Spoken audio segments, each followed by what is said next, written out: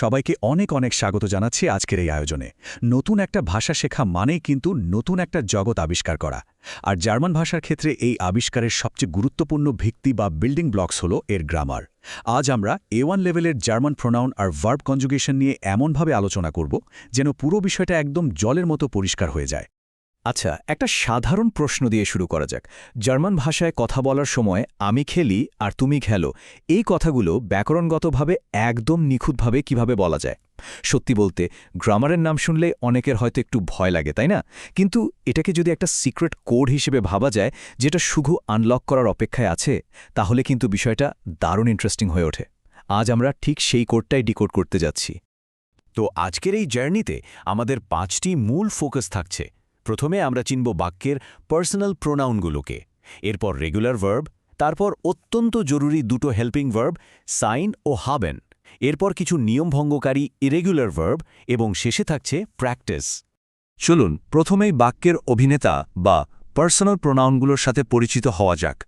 নতুন শব্দগুলোকে আমাদের নিজেদের মাতৃভাষার সাথে মিলিয়ে নিলে মনে রাখাটা কিন্তু খুব সহজ হয়ে যায়। যেমন ধরা যাক, ইস মানে আমি আর দু মানে তুমি। থার্ড পার্সনের ক্ষেত্রে এর, জি আর এস মানে যথাক্রমে সে, ছেলে অর্থে, সে মেয়ে অর্থে এবং এটি। প্লুরাল বা বহুবচনের ক্ষেত্রে ভির মানে আমরা, ইয়ার মানে তোমরা, আর জি মানে তারা বা সম্মান দিয়ে কাউকে সম্বোধন করার ক্ষেত্রে আপনি। এই শব্দগুলো ভিজুয়ালি মাথায় গেঁথে নিলে বাক্যে কে কাজটা করছে সেটা খুব সহজেই ধরে ফেলা সম্ভব। এখানে সবচেয়ে কৌতূহলোদ্দীপক বিষয়টা হলো এই অভিনেতাদের সরাসরি কাজ করতে দেখা। ইশ গেয়েছু ও শুলে মানে আমি স্কুলে যাই, আবার দু স্পিলস্ট ফুটবল মানে তুমি ফুটবল খেলো। ভার্ব দিয়ে এদের কিভাবে সাজাতে হয় তা গভীরভাবে জানার আগেই কিন্তু এই ছোট ছোট উদাহরণগুলো আমাদের বাক্যের গঠন সম্পর্কে চমৎকার একটা আইডিয়া দিয়ে দিচ্ছে। এবার আমরা আমাদের দ্বিতীয় ধাপে যাব, যেখানে আমরা দেখব এই অভিনেতাদের সাথে রেগেল মেসিকে ভার্বেন বা রেগুলার ভার্বগুলোকে কিভাবে যুক্ত করতে হয়। এক্ষেত্রে সবচেয়ে ক্রুশিয়াল পয়েন্ট হলো এই অত্যন্ত সহজ ফর্মুলাটা। জার্মান ভাষায় ভার্বের রূপ পরিবর্তনের নিয়মটা কিন্তু একেবারে গাণিতিক। প্রথমে ভার্বের রুট বা মূল অংশটা নিতে হবে, যার জন্য ভার্বের শেষের এন বা এন বাদ দিতে হয়।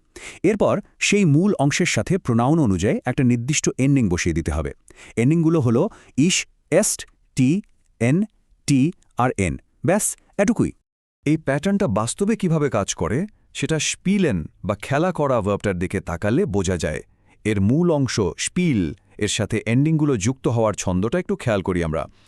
ইশ স্পিলে, দু স্পিলস্ট, জি এস স্পিল্ট, ভিয়ার স্পিলেন, ইয়া স্পিল্ড এবং জি স্পিলেন। লক্ষ্য করলে দেখা যাবে কি চমৎকার একটা সুনির্দিষ্ট নিয়মে রূপগুলো বদলে যাচ্ছে। এইমাত্র শেখার রুলটা দিয়ে আমরা কিন্তু এখনই একটা বাস্তব বাক্য তৈরি করে ফেলতে পারি।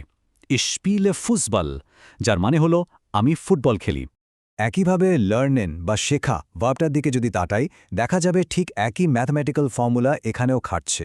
ইশ লার্নে, দু লার্নস্ট, এয়ার লার্নড।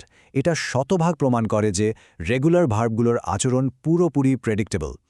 একবার নিয়মটা ধরতে পারলে যে কোনো রেগুলার ভার্ব অনায়াসেই ব্যবহার করা যায়। আর এই নতুন শেখা রুলটা অ্যাপ্লাই করেই কিন্তু এখন অত্যন্ত গর্বের সাথে বলা যায় ইশ লার্নার ডয়েচ, অর্থাৎ আমি জার্মান শিখছি। এরপর আমরা জার্মান ভাষার অত্যন্ত গুরুত্বপূর্ণ দুটো হেল্পিং ভার্ব বা সাহায্যকারী ক্রিয়া নিয়ে কথা বলবো। প্রথম হেল্পিং ভার্বটা হলো জাইন, যার অর্থ হওয়া বা থাকা। এ ভার্বটা কিন্তু সাধারণ কোনো নিয়ম মেনে চলে না। এর নিজস্ব কিছু ইউনিক ফর্ম আছে, যেগুলো একটু মেমোরাইজ করে নিতে হবে। যেমন ইশ বিন, দু বেস্ট, এর ইস্ট। তবে এগুলো এত বেশি ব্যবহৃত হয় যে খুব সহজেই মাথায় গেঁথে যায়। এই উদাহরণগুলো দেখলে বিষয়টা আরও ক্লিয়ার হবে। অবস্থান বা অবস্থা বোঝাতে সাইন কিভাবে ব্যবহৃত হয় তা এখানে দেখা যাচ্ছে। ইশ বিন চু হাউজে দিয়ে বোঝানো হচ্ছে একটা অবস্থান, অর্থাৎ আমি বাসায় আছি। অন্যদিকে ইস্ট মুডে বা সে ক্লান্ত, এটা দিয়ে একটি শারীরিক বা মানসিক অবস্থা প্রকাশ করা হচ্ছে। আমাদের দ্বিতীয় হেল্পিং ভার্বটা হল হ্যাবেন, যার মানে কাছে থাকা বা অধিকার বোঝানো। এটা সাধারণ নিয়ম কিছুটা ফলো করলেও মজার ব্যাপার হলো ডু এবং এর, জি এসের ক্ষেত্রে এটা খেলার ছলেই একটা লেটার বা অক্ষর ড্রপ করে দেয়। মানে এটা হাবস্ট না হয়ে যায় হাস্ট, আর হাপ্ট না হয়ে যায় হ্যাট।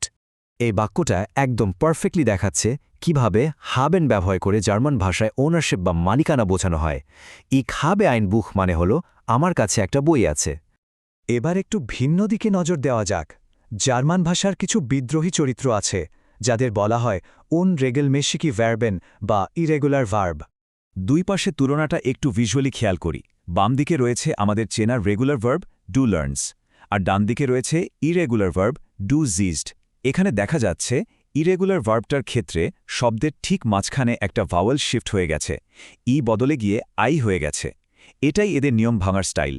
সেন বা দেখা ভার্বটার টেবিলটা একটু গভীরভাবে দেখলে বোঝা যাবে ঠিক কোথায় বানানটার নিয়ম ভাঙছে। সেকেন্ড এবং থার্ড পারসন সিঙ্গুলারের ক্ষেত্রে অর্থাৎ দু এবং জি এর বেলায় এটা সিহেস্ট বা সিহেট না হয়ে যথাক্রমে সিস্ট এবং সিথ হয়ে গেছে। ইরেগুলার ভার্বের এই সারপ্রাইজগুলিই কিন্তু ভাষাকে আরও ডাইনামিক করে তোলে। তবে নিয়ম ভঙ্গকারী হলেও একটা সাধারণ বাক্যে কিন্তু এরা চমৎকারভাবে কাজ করে। যেমন ধরা যাক ইখ সেhe den ফিল্ম, মানে আমি সিনেমাটি দেখছি। এর ব্যবহার অন্যান্য ভার্বের মতোই একেবারে সাবলীল। আমাদের আলোচনার একেবারে শেষ পর্যায়ে চলে এসেছে। এতক্ষণ যে বিল্ডিং ব্লকগুলো আমরা দেখলাম, চলুন সেগুলো একটু যাচাই করে নেওয়া যাক। এখানে দুটো নতুন রেগুলার ভার্ব দেওয়া আছে, মাখান মানে করা আর আরবাইটেন মানে কাজ করা। আমরা যে গোল্ডেন ফর্মুলাটা শিখেছি সেটা মনে মনে এই দুটো ভার্বের ওপর অ্যাপ্লাই করার চেষ্টা করলেই কিন্তু খুব সহজে এদের কনজুগেশন তৈরি করে ফেলা যাবে। আর একটু এক্সট্রা চ্যালেঞ্জ নিতে চাইলে এই দুটো ইরেগুলার ভার্ব ট্রাই করা যেতে পারে। এসেন মানে খাওয়া আর ফারেন মানে কোথাও যাওয়া বা ড্রাইভ করা। এই নিয়ম ভঙ্গকারীদের ক্ষেত্রে কোথায় ভাউল শিফট বা স্বরবর্ণের পরিবর্তন হতে পারে সেটা একটু চিন্তা করলেই জার্মান গ্রামারের এই প্যাটার্নটা ব্রেনে একদম সেট হয়ে যাবে।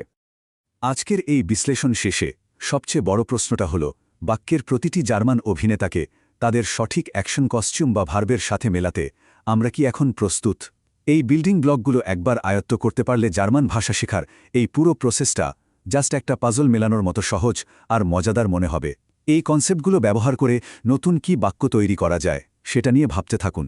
সবাইকে অসংখ্য ধন্যবাদ।